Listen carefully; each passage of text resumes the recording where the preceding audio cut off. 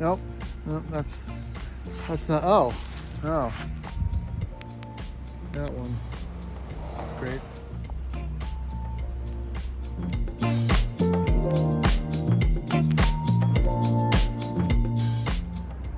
Howdy. Well, I don't think it's commonplace for most people to just get LR3s dropped off at their house, but then again, most people aren't me, and most people usually make better decisions. So welcome back to the Addicted Motors YouTube channel. What I got for you today is an interesting one, I guess. I think it is. It's a 2005 Land Rover LR3 owned by a friend of mine that he bought to actually try to fix and flip and make money on. But that was about 1.5 years ago. And here it is now. So what is it? So this was a one owner, dealer maintained 2005 LR3. This was purchased new at Land Rover Richmond. It's Buckingham blue. And kind of the point of this video is I want to see, what and discuss the upsides and downsides of buying. This is a 188,000 mile LR3. And this is usually the condition that I see them in, at very high mileage, various stages of maintenance. So let's dive in, kind of discuss what to kind of look for and think about, and put yourself in the shoes of someone that's going to buy a high mileage Land Rover LR3, because that kind of seems to be in the category that they're at right now. They'll last long enough that most of them are between 150 and 200,000 miles when you find them in the attractive price range. So this particular LR3 had a pretty interesting life, and there's some touches that I like and some touches that I don't like. First being this LR4 kind of knockoff grille. Luckily, there's a new one in the back, but this was what's fitted when he received the truck. His first question was, do you have the original stuff? Which the owner had. He said yes, which was good. Because this looks awful. The next being the terrible, I guess, Gen 2 LR4, like the V6 ones, rear tail lights. They're not good, so those would have to go as well. Luckily, there's the original ones in the back. That's interesting. That's not supposed to be. So let's get into the quick backstory of this truck. So he purchased this truck from the original owner. The transmission had died. He was on a road trip in South Carolina. He inquired about the truck a few times and ended up making a deal for obviously very little money, 188,000 miles, Buckingham blue LR3 with no transmission. So he had it shipped up to a shop where it was supposed to be a quick transmission swap, but this was during COVID, kind of hard to find a usable, decent, non-brand new, obviously, ZF LR4 6-speed transmission, which he recently was able to acquire, and it was installed. So this truck has a new rear drive shaft, it has a new transmission, and it's got a couple new air shocks on the front, which is great because those are kind of the bigger maintenance items that you will find and have to do on one of these trucks at higher mileage, and are usually things that people don't do, which is why they're discarded at a pretty cheap price. So this truck also features the original OEM roof rack, which it looks kind of odd, but again, if you're into spec stuff, that is a good feature to have, especially on a decent used truck. It also has the mud flaps, which I actually like, and almost new Dueler AT Bridgestone tires. Again, all these things aren't bad things. There's some personal touches on the truck that, could be adjusted and are per a different person's taste, but not really the end of the world. So that's the outside. Let's check out the inside. Oh. So going in here, someone unfortunately took the mats out of the front, which is a bummer. But like most LR3s and LR4s, the interior is in pretty good condition. This leather holds up very well. Of course, the dash is cracked, obviously, and there's some little trim bits and bobs that would need to be adjusted. It does have an aftermarket stereo system, but all that is probably per usual of someone who owned this truck since new and just kind of got tired of the lack of Bluetooth and audio capability. It also has a little mic there, so when you're thinking about the ethos of the previous owner, not a bad thing. All right, let's start it up. Woo. All right. Starts right up. Now we just put a new battery in this because the previous battery was kind of shot from sitting at the shop for a year and cycling. So that is to be something to think about if you're buying one that's sat for a while, batteries are expensive. It's $250. I really wouldn't have brought it up if it wasn't. But no dash lights.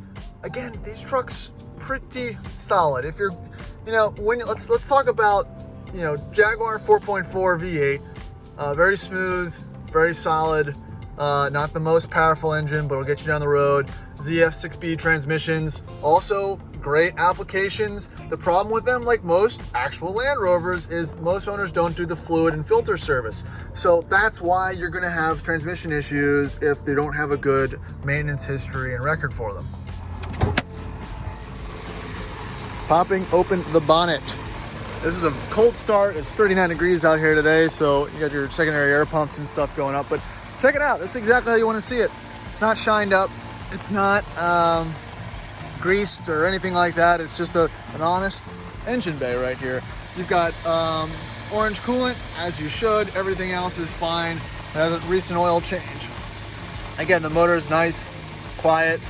One thing I did notice, and something pretty common about these trucks, is there's a small crack in the airbox connector right where the mass airflow sensor is.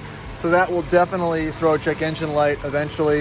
You can seal this up with super glue or just find this piece at a wrecking yard. Not the end of the world, but very common. People get discouraged by check engine lights. Mostly it's gas caps or some small air leak from brittle old plastic. But other than that, pretty solid.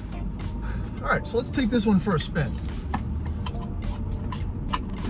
Right off the bat, if you're looking to buy one of these, the first couple things to check, which is fairly commonplace for these older heavy trucks, is front control arms. They probably only last between 10 to 20,000 miles, depending on what your driving habits are. Big heavy truck. I think we've also seen an issue with the aftermarket parts. We replaced a lot of them, and some of them are bad from the factory, just bad bushings and whatnot, which is really it's kind of an odd occurrence, but it's something that we've encountered. So a good way to check that is to kind of do a brake test, have someone stand outside of the truck, hit the brakes pretty hard. I'm not going to do it here on the street, there's people walking around. But if that person sees movement, kind of lateral side to side or front to back movement from the front wheels, then you kind of know, unless you can feel the clunk, that you're due for control arms. The next thing I would definitely check is the functionality of the air suspension. If you're gonna go buy one secondhand, I would ask them not to start it and have it sit for at least one night and make sure it doesn't sink down. The next thing you wanna do is get in it and immediately start it up, close all the doors because it won't function without the doors being, with the doors open, and immediately hit the up and or down button and see how long it takes to raise or lower. If the pump runs excessively, there's probably a leak, which really isn't the end of the world, but just kind of something you want to test. The truck should raise pretty quickly, just depending on the health of all the components and whatnot. So we're talking about, I don't know, between 10 to 20 seconds maybe to go full height. Again, it's every single one I've been in is a little bit different, but just kind of something to take into mind and consideration. All right, and the next, what I would say, is the transmission. Man, we've bought a lot of these with knackered transmissions, including my own and including my L322. So you want to kind of give it the beans. And this transmission, this newly swapped used transmission, definitely feels way more responsive than the transmission and torque converter in my personal LR3. The power is more immediate. There's less pedal travel in comparison to the actual movement of the truck, which is healthy. It's not a lot of juddering. There's no driveline slop or anything like that. So I would say this was a decent conversion. Either they seem to do a good job. The rear, there's no juddering, slop when you go on and off the pedal, kind of things like that.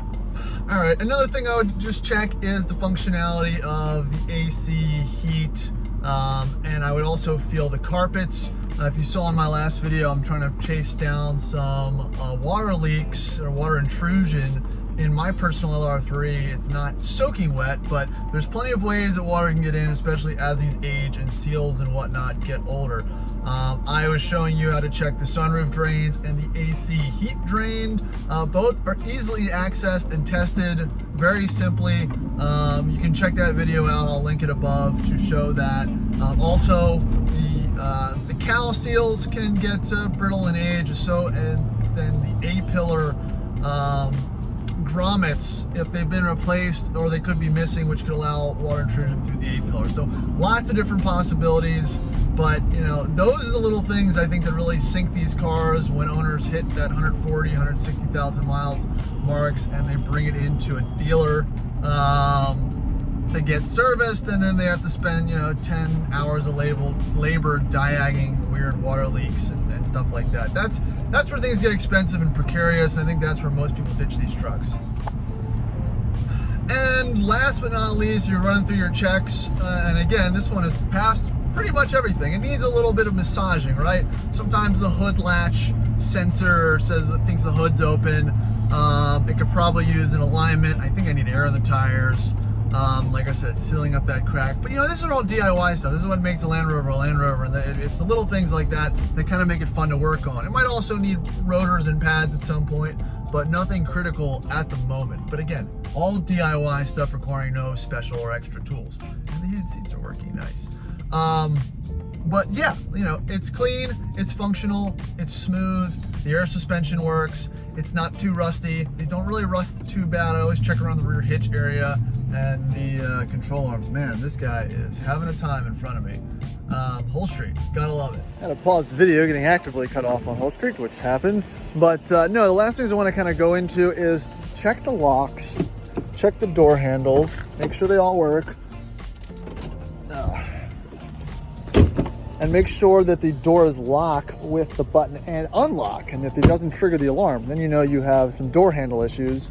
Also check and make sure that the rear hatch release works. That's also a common failure point. And that your sunroofs or your sunroof glass is not leaking. It can be cracked. It's 3-layer glass, so it can have some small cracks in it and not actually penetrate water. So that wouldn't be a point that would totally exclude whatever truck that was from the search. But again, all things to check. So again, just my kind of brief overview looking at a secondhand one of these. Just, you know, be thorough about it. It's the little things that can be expensive, not so much the big things, because most of the time the big things have been handled. So they are good trucks. This one is for sale. I don't have a set price yet. Hopefully someone local will purchase it, but if you're interested, it's sub 10K. Again, a lot of good things going on with it. It drives very nice. That's really all you can ask for a 188,000 mile Land Rover LR3. So in conclusion, would you buy, or would I buy, a high mileage Land Rover LR3? And it's kind of a question that answers itself, and the answer is pretty synonymous over any high mileage older vehicle. Car, truck, doesn't have to be a Land Rover, Range Rover product, but it's especially true for Land Rover, Range Rover products.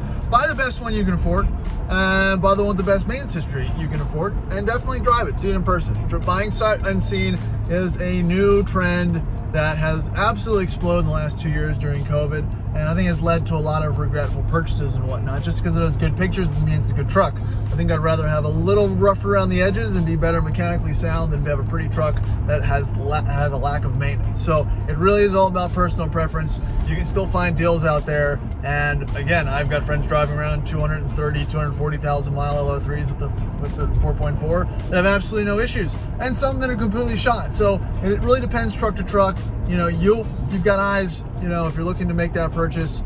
I wouldn't be afraid of it, and you can still get them for a decent price. I think that's what it comes down to, is how much you're going to invest in it. It's not an investment. You're not going to sell it for more money than you bought it for, but you're going to buy it for you, and that's really it. All right, so thanks for watching this particular video.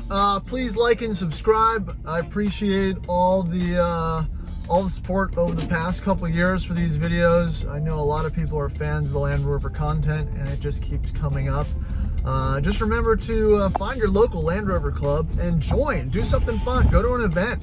I know that I just signed up for the Greek Peak event in upstate New York next June. Pretty excited about that. If you're also going to be attending that event, drop something in the comments. Maybe we can start a little Instagram chat or something to see who on the East Coast is planning to attend. But until then, I'm going to continue enjoying driving this LR3 around, and I'll catch you on the next video. Thanks for watching.